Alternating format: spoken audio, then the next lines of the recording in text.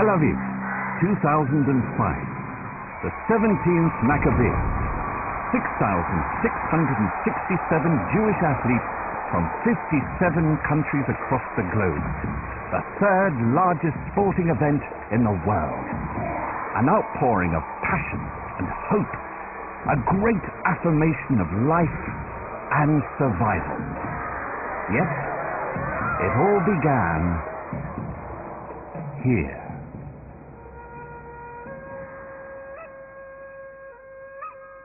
This was the hiding place of Judah Maccabee, who took up arms against the Greeks in the 2nd century BCE to prevent Jewish culture from being overwhelmed and the Jewish nation from slowly disappearing. Almost 2,000 years later, a group of expatriates in Constantinople found themselves excluded from sports clubs in the city because they were Jewish. They turned to Judah Maccabee for inspiration, and on the 8th of January 1895, they set up their own gymnastics club. This fledgling movement was given a boost 3 years later in 1898, when Dr. Max Nordau addressed the Second Zionist World Congress at Basel in Switzerland. For days on end, we occupy ourselves in inflicting death on our bodies. That is not the right approach. Others have tortured our bodies, and quite successfully. They have turned the ghetto Jewry of the Middle Ages into a miserable and wretched people, haggard and helpless. As for ourselves, we would willingly have given up this favor. We would have chosen to strengthen our own body rather than killing it. We can see a new, healthy Jewish boy growing. Indeed, he is still far away from those Jews who fought the heroes of Greece and the barbarians of the north in circuses. But in spirit, this boy stands higher than the Jewish victor who renounces his Judaism. In response to this rallying call, Jewish gymnastics clubs sprang up all over Europe. From the very first, they were concerned with more than mere physical fitness. Bar Kokhba Berlin, named after the man who led a rebellion against Rome in the 1st century, conducted their meetings entirely in Hebrew. In Vienna, the club was called Hakoah, meaning strength. In Prague, it was Hagibor, from the Hebrew for warrior. These were names that conjured up images of strength and national pride. A newsletter published by Bar Kokhba proclaimed, "We want to return to the slack body its lost elasticity, to make it fresh and vigorous.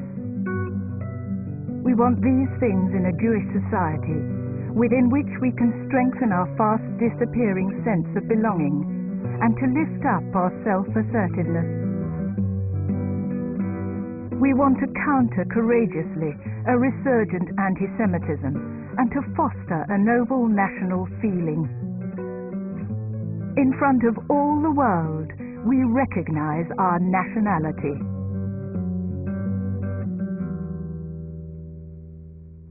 In 1903, all the clubs joined together under an umbrella organization, the Jewish Gymnastics Club.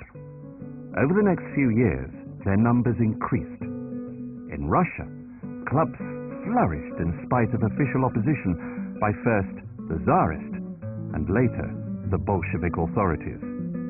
In Austria, Hakoah Vienna dominated Austrian sport.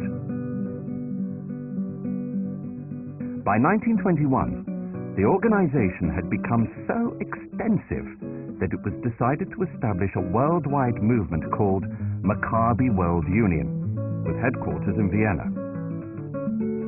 They took as their motto, "A healthy spirit in a healthy body."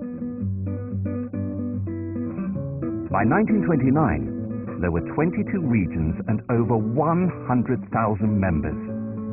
They were ready to set their sights on nothing less than a Jewish Olympiad.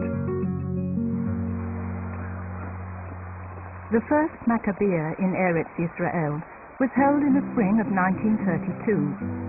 390 athletes from 18 countries took part, including many previous Olympic medalists.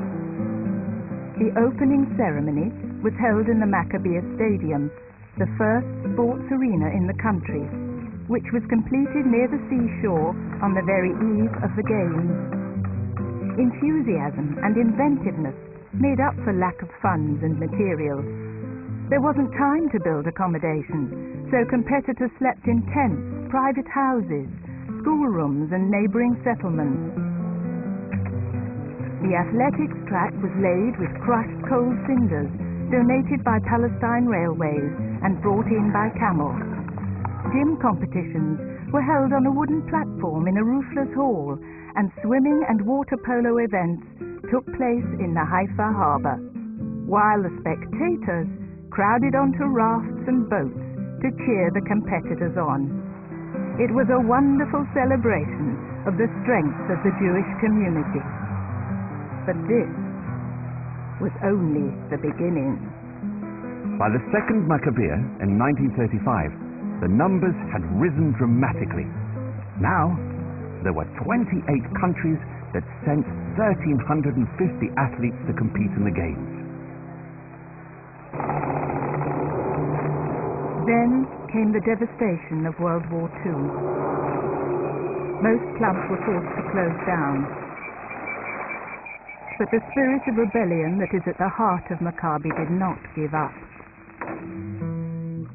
Maccabi World Union established an office in Tel Aviv to provide support to clubs in the Middle East. There were instances of members organizing sports events in concentration camps and in ghettos. They trained young Jews to prepare for arduous journeys to reach safety. They joined resistance movements and formed the Jewish Brigade within the British Army. And in the aftermath of war, survivors turned to the Maccabi ideal to affirm once again their Jewishness and to provide a structure around which they could rebuild their communities. Members even organized sports events in the displaced persons camps in Germany.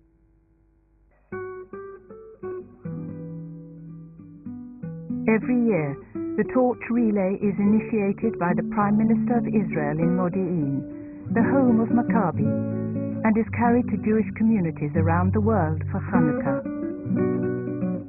The flickering flame of hope and the urge to survive has been preserved in the hearts and souls of Jews for thousands of years. The torch carries memories of indescribable suffering, but it also symbolizes a spirit that refused to die, a spirit that embraced life. It is this that we pass on to you, a sacred trust, the history of our people, the hopes and dreams of those who have gone before, and those who will come after. We ask you to carry that light into the future.